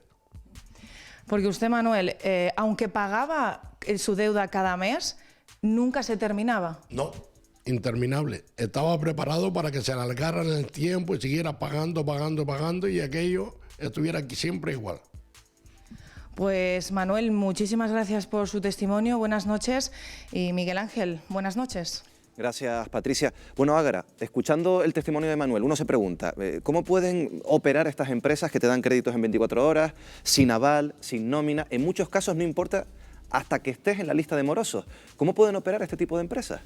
Vale, vuelvo un poco a lo que decía el compañero Raúl. Estos créditos son realmente, en principio, legales si se da la información adecuada al consumidor. El problema que hay aquí es que no se explica a los consumidores cuál es el sistema de amortización, cuáles son los intereses y el coste económico que va a tener este tipo de producto en el futuro. Por eso ya hay bastantes sentencias. Muchos tribunales, nosotros aquí en La Laguna, los juzgados especializados, los especializados no, los juzgados ya normales en instancia están dictando ya sentencias favorables a los consumidores, anulando este tipo de contratos por el tipo de interés tan abusivo que existe. Haciendo una búsqueda de datos oficiales que he encontrado en internet, he encontrado algunos microcréditos con un tipo de interés, un TAE del 5.300%. Claro, eso es una locura, eso es claro, basura. Claro, y el problema además que tenemos es que la gente se confía que es el atractivo y lo que llama realmente al cliente a contratarlo es que va a pagar una cuota muy pequeña. El problema de las cuotas pequeñas es que todo lo que, si tú has pedido un crédito, te dando ese microcrédito y no lo estás abonando como correspondería para pagarlo en un plazo determinado de tiempo razonable, todo lo que dejas de pagar te va generando un montón de intereses y es lo que hace que la deuda al final sea tan sumamente elevada. Pero si es ilegal tener créditos o acceder o promocionar, publicitar créditos con 5.000 y pico de interés, ¿por qué se siguen publicitando? ¿No debería haber alguna, no sé si algún mecanismo, Marta, para localizar este tipo de anuncios y penalizarlos? Bueno, por supuesto, es que es un sistema absolutamente que sean perverso, es decir, que sean legales no quiere decir que no tengan, que no sean abusivos, que no pasen la raya de que el cliente al que se lo están ofreciendo está por encima de su capacidad, es un cliente de riesgo porque saben que no va a poder pagarlo y aún así se lo siguen ofreciendo y le siguen dando facilidades. Yo creo que aquí hay una cuestión de que la banca o cierta banca ha salido a pescar, pero a pescar con engol y poniendo sobre a pobre gente que no tenía cómo defenderse, porque después, además de ser muy enrevesado el lenguaje para defenderse y tal, es costoso contratar a alguien que jurídicamente además pueda defenderte, porque al final hubo cláusulas abusivas, etcétera, etcétera. Entran en una auténtica telaraña de la que salir de ella es muy complicado. ¿Juegan en un territorio prácticamente sin vigilancia estas empresas, Paco? No, yo no creo que haya un territorio sin vigilancia. Lo que creo es que hay una situación de extraordinaria confusión entre lo que son las ofertas de carácter financiero que realiza lo que vamos a llamar como la banca tradicional o la banca que juega con el respeto de reglas y de normas y que pues informa a los usuarios, o les informa lo mejor posible, tiene incluso códigos y mecanismos de información, como en los productos de carácter financiero, la tipificación del 1 al 6 y este tipo de cuestiones, y luego lo que son, pues todo este batiburrillo de nuevos agentes financieros que han aparecido en el mercado de una manera bastante sorpresiva y que, ojo, en estos momentos no solamente preocupan por el impacto que producen con créditos abusivos, sino que también preocupan porque muchos de ellos escapan a cualquier control de carácter fiscal y están generando posiciones de crédito sin generar digamos, los mecanismos razonables. Y además hay que tener mucho cuidado porque muchas de estas nuevas formatos se producen a través de Internet, se producen a través de redes sociales, están realizados incluso por redes sociales, hay nuevas bancas que operan con una extraordinaria están fuera del potencia radar. Y que están radicadas fuera de la legislación española, son difícilmente controlables. Espera un momento, ahora te doy paso, Juan, porque ibas a aportar algo también a lo que decía Paco, porque hemos visto en el reportaje cómo muchos también tienen que verse o se ven obligados a reunificar todas estas deudas, a unir todas estas deudas que provienen de esos créditos, de esos microcréditos que han pedido a estas entidades. Y nuestra siguiente protagonista, hablamos con ella ya en directo, pues tuvo que recurrir a esto. Lorinda de Muic, muy buenas noches. Buenas noches. ¿Cómo y cuándo comenzaste a solicitar este tipo de microcréditos? Los microcréditos ya fue en 2018, cuando empecé a solicitar microcréditos. ¿Y qué te llevó a pedir este tipo de microcréditos y después endeudarte? Realmente el problema ya venía de mucho atrás, porque tenía ya tarjeta de crédito, préstamo no abusivo, pero no llegabas a fin de mes. Entonces te ofrecen o solicitas un microcrédito y vas a tapar un agujero. El agujero en este caso era para que su hijo pudiera estudiar. Exacto, sí. Tenía mucha carga por estar pagando hipoteca, por estar pagando todas las cuotas que tenía que pagar y porque mi hijo decidió de estudiar en Barcelona. Y Lorinda, ¿te queda claro que vas a pagar esos intereses? ¿Te queda clara la letra pequeña de ese microcrédito? Me quedó bastante claro en el sentido de que por lo menos no te dicen el interés, pero te dicen a 30... El primero obviamente es gratis, el segundo ya te dicen por 300 euros tendrás que devolver 400 y pico. Llega el momento que los 400 y pico no, mientras tanto te llaman y ya te ofrecen 600. Picas y pido 600. Y de los 600 ya pasa a más, que al final uno se encuentra con 1.200 euros que tendría que desembolsar y que uno no tiene. Bueno, me imagino que llegó una situación en la que ya estaba ahogada en las deudas. Ahogada, ahogada. ¿Y cómo pudo salir o si ha salido de esa situación? Salí de esta situación un poco por casualidad. Casualidad diría ver en un folleto una propaganda de una persona, de un gestor que se dedicaba a reunificación de deuda y que, bueno, gracias a él lo hemos conseguido y hemos podido, en lo que es casa, reunificar un 80% de las deudas. Un 80%. Y por lo menos con eso ya mes a mes no tiene que soportar lo que soportaba antes cuando pidió este microcrédito, después otro crédito para pagar el microcrédito. Bueno. No, todo eso ha sido liquidado. Ahora sí me queda alguna otra cosa que pagar, pero bueno, ya por lo menos llego a fin de mes. Lorinda, una última cuestión muy rápida. Sí. Se le ha quitado las ganas de recurrir a un producto financiero de este tipo, ¿verdad? Nunca más. Me lo he jurado y nunca más. Muy bien. Lorinda, muchas gracias por comentarnos su experiencia esta noche en Fuera de Plano. Hasta luego. Adiós. Bueno, Juan, otra experiencia más, otro testimonio más. Antes ibas a contar algo. Desde luego, que estaba comentando Paco también el tema de este batiburrillo de empresas que no son exactamente la banca, pero yo creo que contextualizando tiene que ver también con que la banca ha cerrado el grifo después de la famosa crisis esta de las hipotecas, con la desaparición de las cajas de ahorros, que también eran más accesibles y más cercanas, exceptuando algunos episodios, ¿no? Pero que creo que tiene que ver... A mí me recuerdo, yo hace 15, 20 años estando en algunos países latinoamericanos, en Guatemala, en México, se anunciaban estos microcréditos en la calle con hombres anuncios ahí con carteles, porque van en esa línea que apuntaba Marta de buscando a los pobres precisamente, claro, ¿no? Buscando a los pobres con poca formación para ofrecer esto que parece tan fácil el caso, y que es Raúl, tan complicado, ¿no? En esa línea que nos contaba Lorinda, quería pagarle los estudios a su hijo y claro, no tenía dinero, no tenía líquido. Es que hay dos cosas que son fundamentales y estoy de acuerdo con la diferenciación que hacía Paco entre, digamos, banca tradicional y luego entidades financieras de otro pelaje, ¿no? Primero, yo entiendo que todos ese tipo de créditos son ilegales, entre otras cosas, porque incumplen, entre otras cosas, la Ley de Economía Sostenible, que dice que es obligatoria la acreditación de solvencia a los efectos de acceder a crédito. Y el crédito responsable, que es algo que aparece por primera vez en la legislación española, en esa legislación se incumple sistemáticamente. ¿Y por qué se incumple? Porque no hay ningún mecanismo, lo comentaba antes la compañera, no hay mecanismo sancionador que sancione a las entidades por no hacer esa valoración de crédito. Y lo que no puede, y aquí estamos viendo que ese tipo de créditos normalmente van a ¿qué?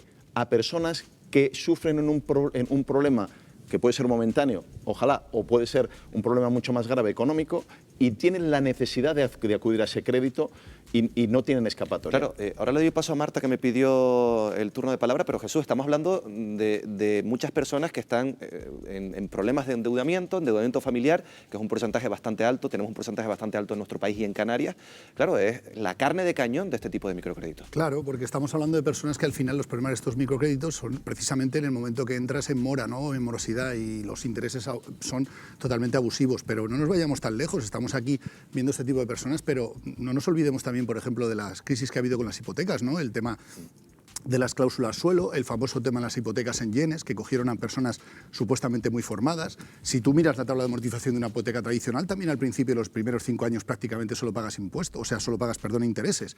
Entonces, claro, es una falta de cultura, efectivamente, financiera la que tenemos todos, pero en estos microcréditos se ceban encima con gente, porque aquí estamos viendo un testimonio de una persona que era para darle una educación a su hijo, no era para regalos navideños. O sea, estamos hablando de una situación que no tendría que llegar en esta sociedad. Yo quería hacer dos precisiones en el sentido de, parece que estamos diciendo, no, esto no es una cuestión de banca tradicional, sino de estas entidades financieras que surgen así de forma... También la banca tradicional juega esto de tal manera. Mira, voy a contar rápidamente un caso de una directora de una sucursal a la que le llegaba un listado de sus clientes de la central, porque sabían que eran los más necesitados, y le decían, ofréceles crédito. Y ella misma los filtraba y los anulaba, y los decía con una presión de la propia banca, porque decía, sé que si se los ofrezco, los hundo, pero ella era lo que los filtraba. Con lo cual ahí también quiero hacer una reflexión respecto a la ética de las directivas de la banca, porque sabían que en muchos casos que estaban vendiendo productos viciados. Lo que pasa es que también ellos tenían la presión de un modelo de banca que ha ido evolucionando y que ha dejado sin trabajo a mucha gente, porque además las sucursales se han quedado la mitad en una década de las que había. Y están cerrando. Están cerrando y hay mucha gente que se está quedando fuera. Decía Jesús, decía Paco, cultura financiera. Bueno, hay un mecanismo, un proyecto entre el Banco de España y la Comisión Nacional del Mercado de Valores para impulsar esta cultura financiera. Pero escuchen al siguiente testimonio, a la abogada Carolina García, que dice que este tipo de programas es inexistente en Canarias. La falta de cultura financiera es que nos convierte en un blanco fácil. Hay un plan de educación financiera desarrollado por el Banco de España y por la Comisión Nacional del Mercado de Valores que analiza cómo está la cultura financiera implantada en las diferentes comunidades autónomas. Y curiosamente, en el 2018 concluyeron que la única comunidad autónoma que no tiene desarrollo reglamentario para que en cuarto de la ESO se hable de la cultura financiera es Canarias. Y sumen, porque Canarias es la única comunidad autónoma que no ha implantado conocimientos financieros en el programa educativo. Paco, hablabas de esto. Es lo que comentaba antes. Desde el punto de vista de lo que es la cultura financiera y la necesidad de tener algunos datos mínimos para poder discernir dónde te metes cuando asumes un crédito de algún tipo, me gustaría decir algo. A mí me gustaría recordar que nos hemos pasado todo el programa hasta ahora hablando de microcréditos o calificando este tipo de préstamos como microcréditos, y no son microcréditos, son créditos abusivos.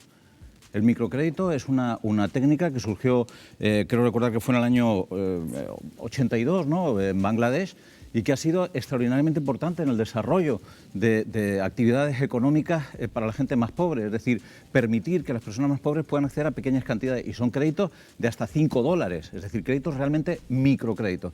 Esto, a lo que nos hemos referido sistemáticamente como microcréditos, son créditos abusivos, son estafas en muchos casos, y en otros casos es abusar de personas que no tienen la suficiente capacidad para discernir dónde se están metiendo. Estamos hablando. Pero el concepto de microcrédito, fíjense que en el 2005 Naciones Unidas decidió establecer el Año Mundial del Microcrédito. El microcrédito ha sido muy importante para mejorar el desarrollo de las sociedades tercermundistas en los últimos años. Ha sido imprescindible.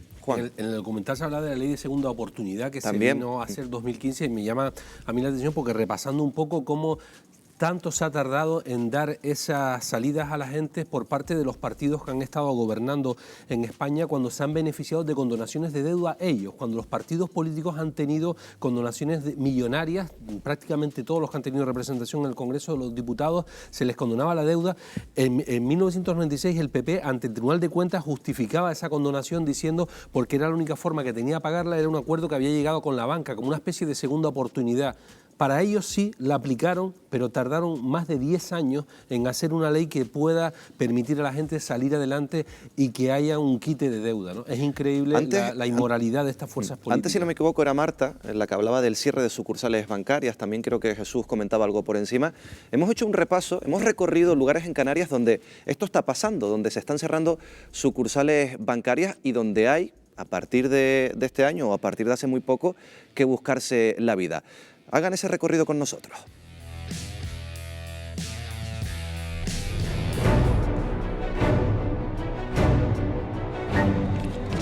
Realizar este gesto para obtener dinero en efectivo es cada vez más complicado. Según el Banco de España, en la última década se han eliminado casi 11.000 cajeros automáticos y se han cerrado más de 20.000 oficinas. Más de esas 500 sucursales estaban en Canarias. La tendencia, a fin y al cabo a largo plazo, es que haya una disminución de la distribución de efectivo y pueda generar un problema global. Una paulatina desaparición que contrasta con la necesidad de acceder al efectivo. Y es que, según una encuesta del Supervisor Bancario Español, el dinero en mano sigue siendo el medio de pago más habitual para un 53% de los ciudadanos. Prefiero utilizar efectivo porque así controlo lo que pago. Yo casi siempre llevo algo de dinero en la cartera por si acaso, ¿no? 30 eurillos. Que el efectivo es necesario para todo. Todavía se sigue pagando prioritariamente a través de efectivo, pero también es verdad que hemos detectado un aumento del pago a través de medios electrónicos.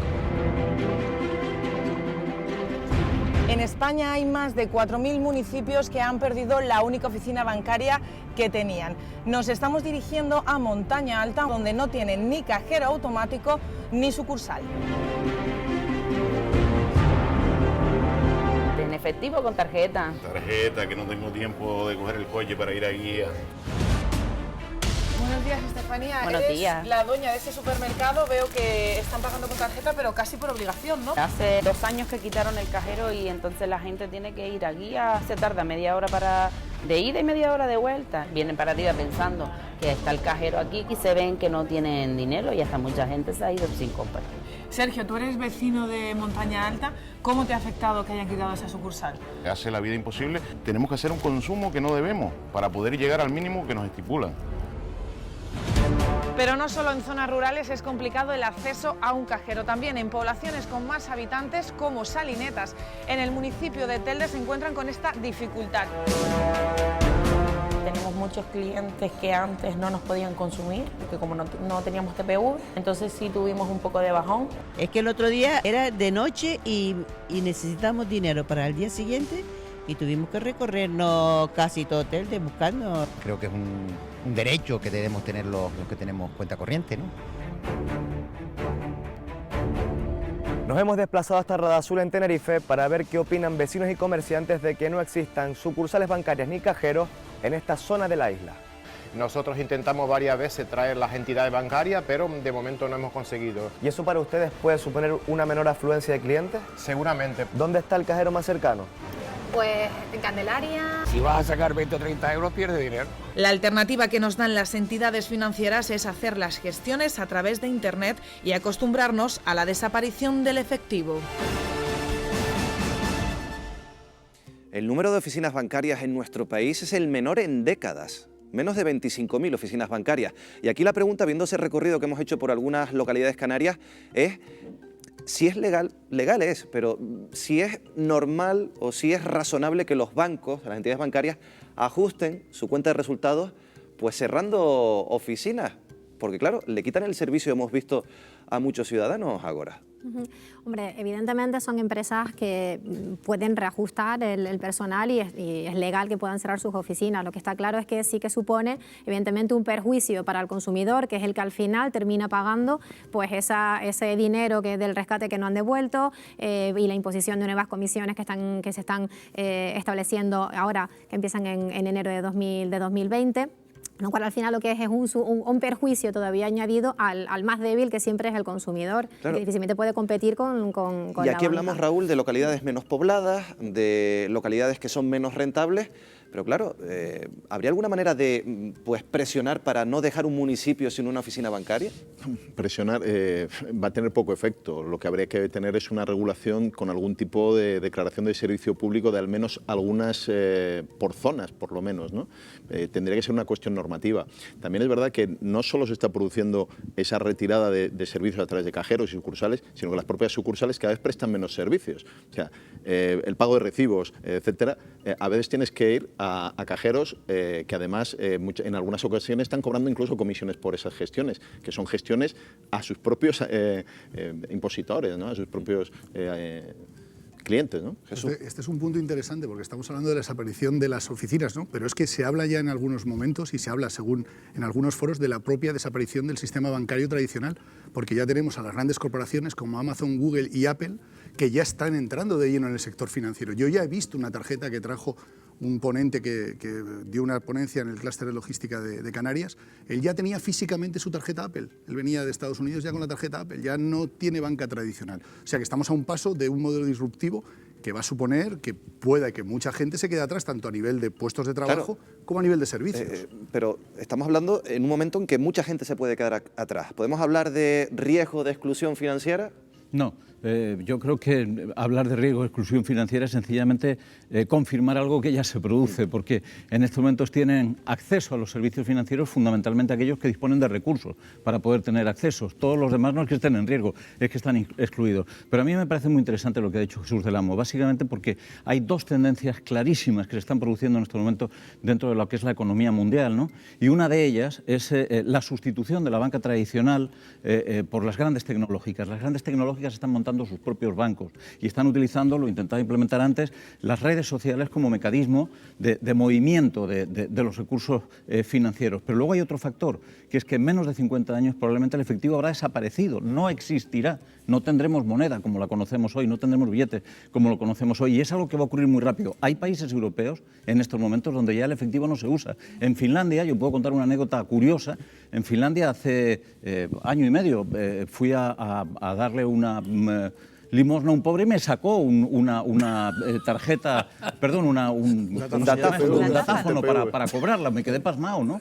Pero es real lo que les estoy diciendo. Hay países donde ha desaparecido completamente el efectivo, no se usa. Y estamos hablando de Finlandia, que es un país que utiliza el euro. No estamos hablando de una moneda poco útil. El dinero va a desaparecer en relativamente poco tiempo y va a ser sustituido fundamentalmente por las anotaciones electrónicas. Bueno, entre otras cosas porque eso interesa para controlar la fiscalidad de los países, ¿no? Tenemos que seguir avanzando porque estamos hablando de ajustar la cuenta de resultados de las entidades bancarias, de beneficios. Ya saben que se habla mucho de que la banca siempre gana. El año pasado la banca tuvo muchos beneficios, eso sí, no tan abultados como en el año 2018. Wendy, buenas noches. Buenas noches, Miguel Ángel. Vamos a conocer esos números. Los principales bancos españoles ganaron un total de 9.996 millones de euros en los primeros 9 meses de 2019. Estos son los últimos datos disponibles y aunque parece una cifra abultada, supone casi un 20% menos de beneficio respecto respecto al mismo periodo del año anterior. La patronal bancaria asegura que gran parte de este descenso se debe a los mayores saneamientos y provisiones de carácter puntual realizados durante los últimos trimestres. Pero lo cierto es que no todo son malas noticias para las entidades. Los bancos han aumentado notablemente su beneficio en el apartado de las comisiones, donde sus ingresos netos han crecido un 3% más respecto al mismo periodo de 2018. Y es muy posible que durante este nuevo año los beneficios por esta partida sigan aumentando, ya que las comisiones van a subir de manera generalizada.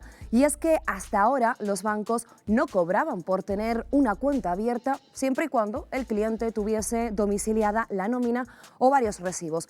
Pero en 2020 han anunciado un aumento de las comisiones, por lo que tener el dinero en el banco ya no será tan barato.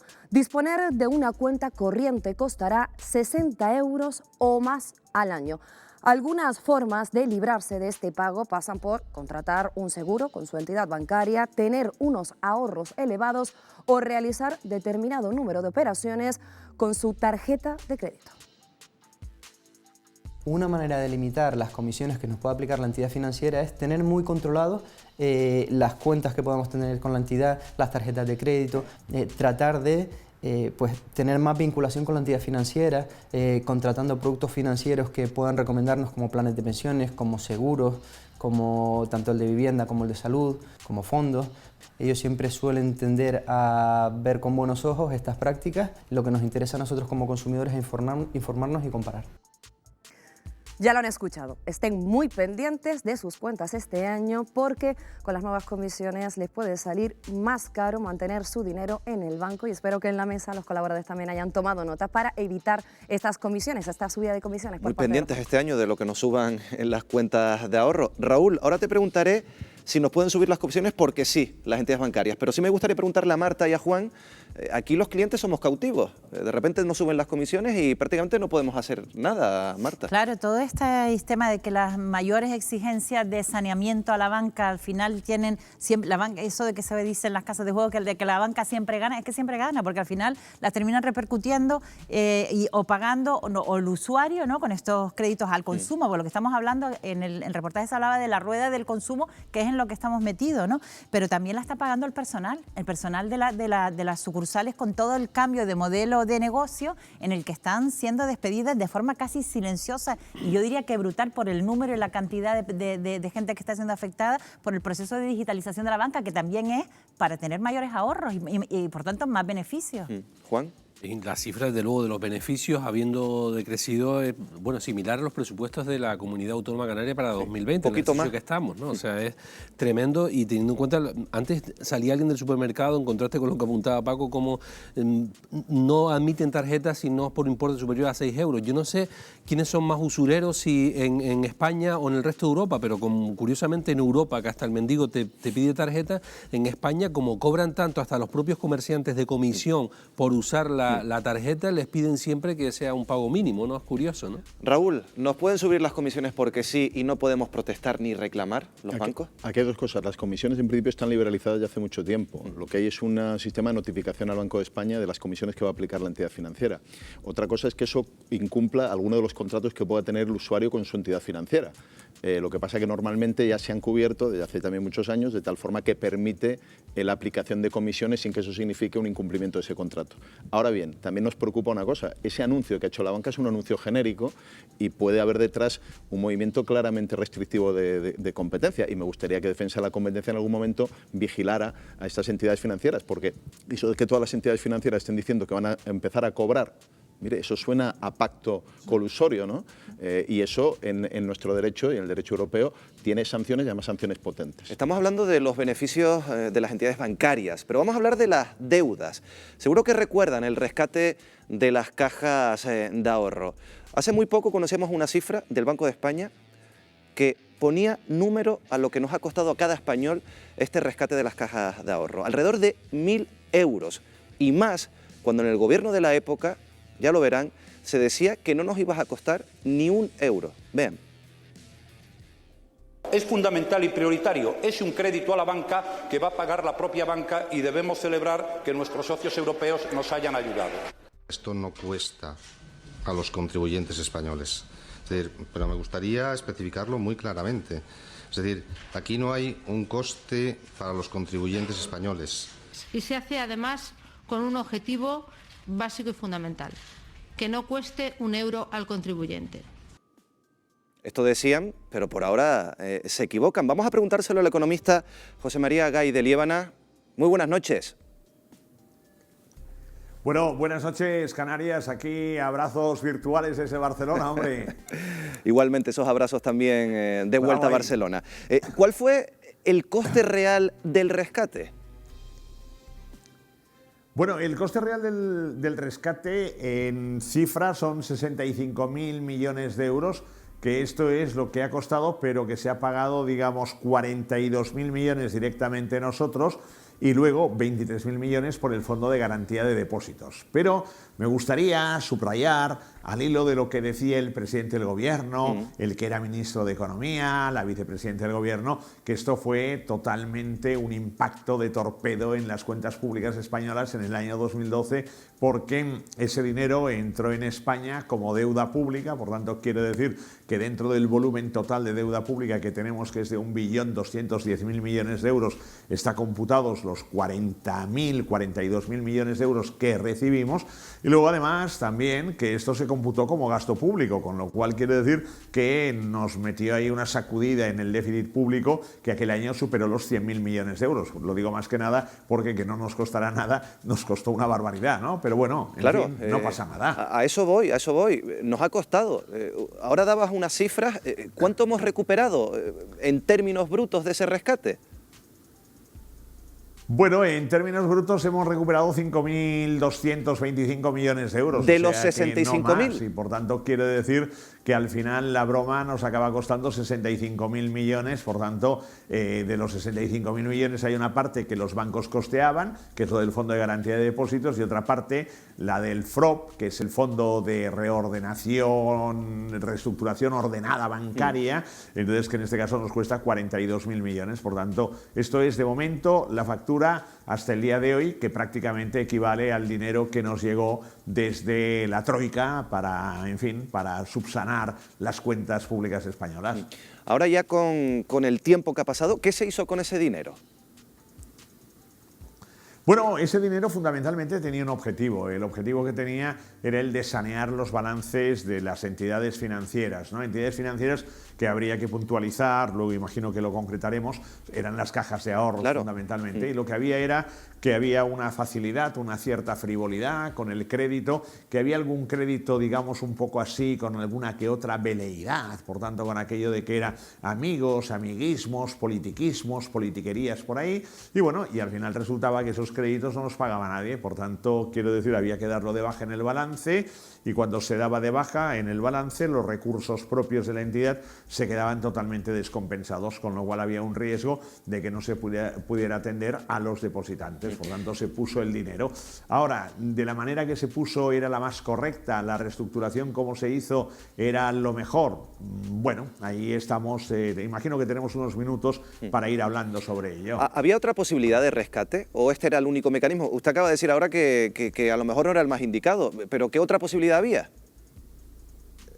Sí, a ver, desde una perspectiva temporal, digamos, es relativamente fácil, ¿no? El decir, igual en ese momento las cosas no se hicieron bien. Yo siempre dije que si realmente había alguna manzana podrida, pues que se actuara sobre la manzana podrida, pero el problema que hubo fue que se empezó, digamos, a contaminar lo que estaba sano con el virus de lo insano, ¿no? Por tanto, quiero decir, se empezaron a hacer unas fusiones de cajas de ahorros, que esas fusiones de cajas de ahorros empezaron a mezclar lo que eran entidades que estaban bien, saneadas, que hubieran ido aguantando, que quizás hubieran tenido algún problemilla, pero que hubieran ido nadando contra esa corriente que en aquel momento se desató, y había otras que estaban realmente tocadas. Por tanto, yo lo que hubiera hecho, hubiera sido aislar a las tocadas, ver de qué manera se podía resolver y bueno, íbamos a arreglar un poco el entuerzo, ¿no? Lo que pasa es que se hizo, yo creo, que de una manera precipitada y atropellada, y detrás de lo que era ese rescate bancario se escondía una ayuda, un rescate también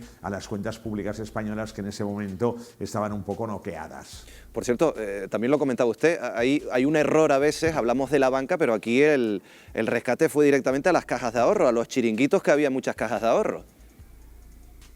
Sí, ahí yo creo esto es importante subrayarlo porque estamos hablando de la banca como mala, y la banca en definitiva lo que hizo los bancos, los tradicionales bancos, fueron rescatar a cajas de ahorros al final. Por tanto, quiero decir que ha habido una concentración en el sector bancario que está propiciada por lo que es esta reordenación que se produce a partir del año 2009, 2010, 2012 y que va sucediendo luego todavía. Y entonces, de hecho, los bancos estaban sanos, los bancos estaban arreglados, entonces lo que había era cajas de ahorros que estaban enfermas y por tanto esas cajas de ahorros enfermas fueron las que fueron contaminando lo que era el sistema financiero español. Pero también aquí había algo que se veía venir, que era la alegría con la que se daba el crédito y además que a cualquiera se le da un crédito. Por tanto, quiero decir que hubo, desde mi punto de vista, una relajación por parte de las autoridades monetarias, fundamentalmente del Banco de España. José María Gay de Liébana, nos tenemos que dejar aquí. Muy buenas noches. A ver si la próxima lo tenemos en Canarias. Hombre, pero ya está, ya se ha acabado esto. Sí, ya se ha acabado. el tiempo corre. Hombre, el tiempo, pero en Canarias corre más lentamente porque ahí se saborea mejor la vida. A ver si la próxima vez lo podemos tener en esta mesa de Fuera de Plano. Muchas gracias, buenas noches. Será un honor. Ánimo, que vaya bien. Buenas noches para todos. Hasta luego. Paco, asentías bastante en algunas de las palabras, en algunas de las declaraciones del economista, en relación a lo de los bancos, las cajas de ahorro, en relación al rescate. Es que yo creo que siempre que hablamos de rescate bancario cometemos el error de que realmente no fue un rescate bancario, fue un rescate financiero de las cajas. Y cuando se produce el rescate de las cajas, para el que se solicitaron 100.000 millones de euros, aunque al final solamente se dispuso de unos 50.000 y se gastaron 42.000, cuando se produce el rescate de las cajas, aproximadamente, empezó en el año 2009 con fondos propios, pero el momento en que se produce el impacto más importante es en febrero del 2012, ¿no? Cuando se produce ese rescate, lo que se está es rescatando los ahorros de millones de ciudadanos españoles, a los que no se podía dejar tirados, porque había miles de pequeños impositores, la gente con menos recursos, probablemente la gente que tenía pequeñas cuentas corrientes, cuentas de resistencia, jubilados, pensionistas, ¿Tú crees que estaban trabajadores. Pensando en ello? No, yo creo que estaban pensando en el sistema financiero, pero desde luego lo que no podían permitir era que cayera. Pero sí me gustaría decir una cosa, que es a lo que iba. Es decir, a mí no me preocupa realmente que se produjera el rescate, me preocupa cómo se pagó, que es de lo que no se habla nunca. Claro. Y se pagó de la siguiente manera. Al mismo tiempo que se produce el rescate bancario y se solicita a Europa un fondo de 42.000 millones de 50, ya les comenté, al mismo tiempo se decreta que durante 7 años se va a producir la congelación de las pensiones. ¿Saben ustedes cuánto dinero se ahorró el Estado en la congelación de las pensiones? 42.000 millones de euros. ¿Saben en cuánto tiempo se realizó el rescate bancario? En los 7 años que estuvieron las pensiones congeladas. El rescate bancario fue pagado con la congelación de las pensiones de los jubilados. Y esto no se ha dicho lo suficiente. Es algo que está reconocido, es algo que se sabe, pero no se ha dicho lo suficiente. Y eso es lo que es una verdadera vergüenza. Que el Estado hubiera dedicado los impuestos del conjunto de los ciudadanos a evitar que miles de personas se endeudaran, que miles de personas perdieran sus ahorros, me parece razonable. Pero que se tirara precisamente del sector más desfavorecido. Venga, Juan, de no poner ningún euro, no íbamos a poner ningún euro, a no ver miles y miles de millones nunca. Bueno, no nos olvidemos que Luis de Guindos, antes de ser ministro de Economía, estuvo en 2004 en el Consejo Asesor de Lehman Brothers y en 2008 quebró Lehman Brothers y aumentó la crisis. Eso por un lado. Por otro lado, en relación al tema de los que intentan salvar. Yo quiero que intentan salvar la banca, recordando un poco los datos de antes, abundo más.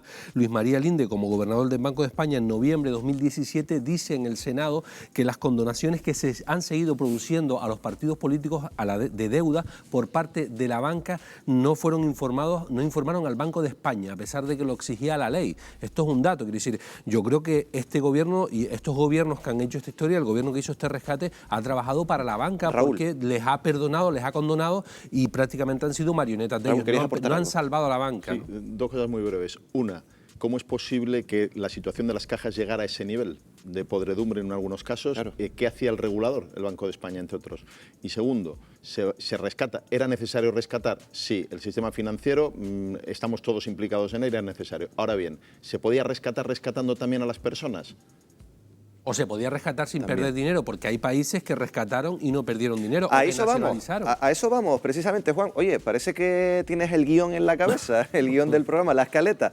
Hay que decir, como bien decía Juan Luján, que hay otros países que recurrieron a un rescate financiero y que ya han recuperado ese dinero. ¿Quieren saber cómo lo hicieron? Pues vamos a invitar a Jesús del Amo, que va a estar con Wendy y va a explicar qué ha pasado en estos países. Jesús, Wendy, te dejo, Jesús, todo tuyo. Pues sí, Miguel Ángel, como bien has dicho, vamos a aprovechar esta noche la presencia de Jesús del Amo, economista, precisamente. En otros países también se rescató a la banca, pero este dinero sí que ha sido devuelto a los contribuyentes. Vamos a centrarnos en algunos ejemplos, si le parece, Jesús. Comenzamos con Estados Unidos. ¿Qué ocurrió y por qué este dinero fue devuelto, en este caso, a las arcas públicas? Bueno, en Estados Unidos se rescata a la banca convirtiéndose el propio Estado en accionista de los bancos. ¿Qué ocurre? Que cuando mejora la situación económica, esto permite no solo recuperar lo invertido, sino generar incluso beneficios. El coste total en Estados Unidos del rescate a la banca fue de 630.000 millones de dólares. ¿Qué ocurre, sin embargo, en contra en el modelo europeo? Que prácticamente se dieron fondos y préstamos a fondo perdido. Bien, cuando en Estados Unidos el Estado invierte en esas acciones, se han generado unas plusvalías con la mejora de la situación económica valoradas entre 86.000 y 120.000 millones de dólares.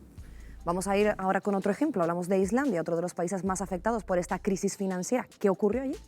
Bueno, Islandia es el paradigma de la crisis. Fue un país que sufrió una brecha brutal y un impacto brutal, ¿no? Estamos hablando de un país económicamente pequeño, solo 13.000 millones de dólares en el Producto Interior Bruto, cuyos bancos generaron unos pasivos, unas deudas de cerca de 86.000 millones de dólares, lo cual es brutal, ¿no?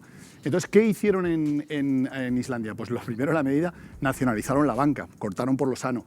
Más cortaron por lo sano que recurrieron después a la ayuda internacional, por el Fondo Monetario Internacional, aproximadamente 1.900 millones de euros. Y donde cortaron total es que encarcelaron incluso a los banqueros responsables, ¿no? Y al final lo que hicieron fue cambiar su modelo económico de esos servicios financieros a meterse con el tema del turismo. Esto permitió, en el 2012 ya habían devuelto prácticamente un tramo del rescate y en el 2016 estaba creciendo su Producto Interior Bruto al 7,5%, que es una barbaridad comparado con el resto de los países del entorno, ¿no? Turno ahora para nuestro último ejemplo. Hablamos de Bélgica, país que ha recuperado el dinero que prestó a los bancos. ¿Cómo lo ha conseguido? Bueno, pues en Bélgica realmente fue el Estado el que prestó directamente el dinero a la banca, ¿no? El Estado fue el que asumió el rescate, no tuvo que intervenir a nivel internacional. Esto le permitió que, prestando 27.400 millones, según sus propios datos, el interés, bueno, recuperó 28.500 millones de euros, con lo cual generó 1.100 millones de euros de intereses. Jesús, gracias por estas explicaciones. Qué fácil se va a decir con estos ejemplos. Muy fácil. Pues Miguel Ángel, ya lo hemos escuchado. Le invito a que continúen el debate en nuestra mesa. ¿Cómo los países han afrontado ese rescate a la banca? Bastante explicadito. Marta, nos llama la atención el caso de Islandia, no solo por la recuperación, sino por las medidas judiciales que se establecieron frente a los responsables del cacao financiero. Aquí en España, alguno ha pasado por prisión, pero yo creo que las medidas no se parecen en nada. En nada, pero el papel de las instituciones primero y del sistema judicial después es fundamental para que realmente esto que estamos viendo en unos países pase de una manera y en otros de otra. Yo quiero recordar que refrescarnos la memoria de cuando todo el tema de las ejecuciones hipotecarias, como con aquel pulso tan duro que tuvo Ada Colau en el Congreso con el presidente de las asociaciones de banca, en la que estaba fardando de tener un sistema de ejecución hipotecaria que era el más duro de Europa, ¿no? Y el que era cuando estaba la gente desahuciándose y suicidándose con los suicidios, entrando la policía por la puerta y ellos saltando por la ventana. En una situación tan grave como aquella, todavía no hubo ni las instituciones españolas, ni por supuesto el sistema judicial actuó mucho más tarde, que pararan aquella cosa tan tremenda que estábamos viviendo, ¿no? Esa insensibilidad de la propia banca y del gobierno español, yo creo que la tenemos todos los españoles, pero vamos, metida en vena. El sistema judicial y el sistema y la policía sí actuó, pero para ir a desahuciar a la gente, para devolverle esas casas a los bancos que no podían pagar la gente que se había quedado en paro. Sí actuó el Estado con recursos, pero para no salvar a la gente, sino para salvar también también a la banca en ese sentido para vergüenza de cualquiera que tenga un poco de ética, ¿no? Ahora, nos cuesta reclamar, porque claro, el caso de Islandia, y perdonen que vuelva otra vez al mismo ejemplo, allí la sociedad, la ciudadanía se movilizó completamente en contra, o por lo menos a favor de solucionar este problema. Aquí cuesta, a la ciudadanía en general nos cuesta denunciar irregularidades, pues abusos, etcétera. En este caso quizás habría que apuntar más alto, pero nos cuesta. Sí, mucho. Yo que sí que he actuado en antidesahucios, me he estudiado bastante la legislación y bueno, me acuerdo al principio cuando se decía que la gente no podía aplicarse el plazo de un mes para evitar el desalojo cuando estaban en tu casa, porque esa parte de la ley de enjuiciamiento civil no se aplicaba, o cuando no se podían denunciar cláusulas abusivas en los procedimientos de ejecución hipotecaria hasta que luego se modificó la ley. A la gente le cuesta mucho, pero sobre todo por la vergüenza de reconocer que no te va bien, que estás en una situación tan vulnerable y económicamente tan mala que te ves metido en un procedimiento de ejecución hipotecaria y vas a perderlo todo. Sigue habiendo mucha vergüenza y de hecho, estaba mirando aquí la normativa, desde 2012 hay familias que tienen su desahucio paralizado, pero muy pocas lo saben. Aquí en Canarias tengo bastantes datos y tengo a muchas familias que han sido ya objeto de ese procedimiento de ejecución hipotecaria, que han perdido ya su vivienda, pero siguen residiendo en ella. Hay un caso que se llevó hace unos años aquí de un edificio de Bankia en el que todas esas familias habían sido desalojadas, peleando se consiguió un alquiler social para esas familias. Entonces cuesta mucho, sobre todo por esa sensación de fracaso en la vida, y a pesar de que hay mecanismos que están regulados para evitar esos desalojos, a la gente le cuesta mucho dar ese paso. Jesús, ¿querías aportar algo? Y Paco también me Sí, pidió estamos hablando, entramos en un concepto un poco de demagogia de los grandes beneficios de los bancos, ¿no? Recordemos que los bancos al final hay dinero depositado de muchos ahorradores, de gente que lo han ganado trabajando y de pequeños ahorradores. Imaginemos en un momento dado que en una noticia tú lees que el banco en el cual tú tienes tus pequeños ahorros, 6.000, 10.000, 12.000 euros, que tiene pérdidas. ¿Qué ocurriría? Que habría saldría todo el mundo corriendo a retirar esos ahorros. ¿Qué ocurre si se van a retirar los ahorros? Que realmente el dinero físico no está en los bancos. Cuando tú depositas 6.000 euros, ese dinero no se queda en un cajón, y esto es una cosa que es importante saber, sino que solo una pequeña parte se queda. Si fuéramos todos los clientes y usuarios de la banca a retirar nuestros ahorros, el sistema colapsaría. Y entonces no estaríamos hablando de un problema quizás de años, estaríamos hablando de un problema de décadas o incluso quizás de un cambio total de nuestro modelo de vida. O sea que el tema de la banca, ojo, porque es un tema muy, muy delicado, ¿eh? Paco. Sí, se ha comentado antes distintos modelos de rescates bancarios en distintos países, y es cierto que presentados de una determinada manera da la sensación de que las cosas se resuelven. Por ejemplo, se ha planteado el tema de la nacionalización que se produjo en Estados Unidos. En España también se nacionalizaron las cajas de ahorros, fueron nacionalizadas. ¿Y qué es lo que ocurre? Que luego se le regalaron a los bancos, prácticamente. Pero miren, la clave del asunto yo creo que lo ha planteado Raúl cuando hablaba del rescate de las personas. En Estados Unidos, donde se hizo, como se hacen las cosas en ese país, se hicieron las cosas de la siguiente manera. Primero se dejó quebrar a los bancos que habían sido responsables de la situación, y se dejó que sus inversores, sus accionistas, perdieran el dinero que tenían, y también sus impositores.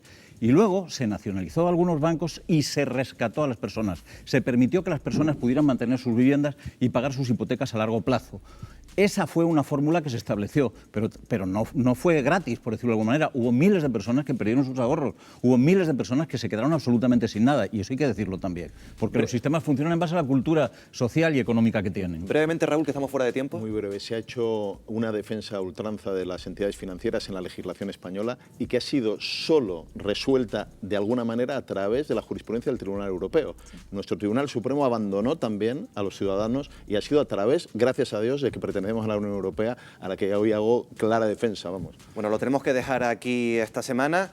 Tenemos que cerrar este Fuera de Plano. Volvemos la próxima semana y vamos a tratar un asunto en profundidad. Ya saben que estamos volviendo a hablar del drama migratorio, de los centenares de personas que vuelven a utilizar la vía, la ruta desde África hasta Canarias. La semana pasada, esta misma semana, perdón, pues teníamos ese último drama en Lanzarote con la muerte de un bebé que nacía en plena travesía en patera hacia Canarias. Hemos desplazado un equipo a Senegal y vamos a ver qué hay detrás de esa gente que decide arriesgar su vida por buscarse un futuro mejor. Lo vamos a ver, como decíamos, la próxima semana en Fuera de Plano. Muy buenas noches.